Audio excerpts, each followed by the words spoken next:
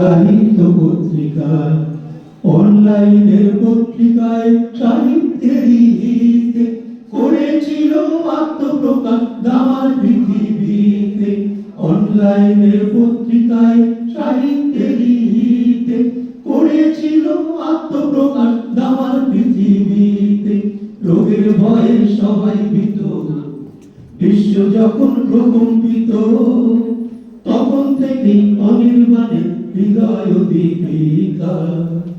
সাহিত্য সিঞ্চন সাহিত্য পত্রিকা, সাহিত্য সিঞ্চন সাহিত্য পত্রিকা।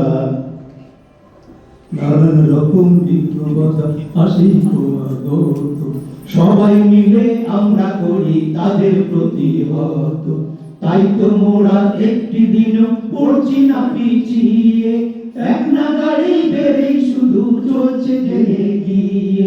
তাই তো মোরা একটি দিনও পড়ছি না পিছিয়ে, এক নাগাড়ে বেড়ে শুধু চলছে জেগে গিয়ে।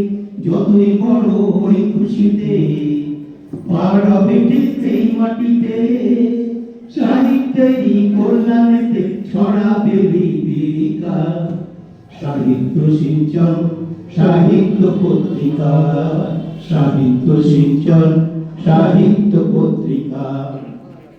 এমনি করে এগিয়ে যেতে রাখবে হাতে হাত, সম্পাদিকা হয়ে থাকুন অঞ্জনা দেবনাথ।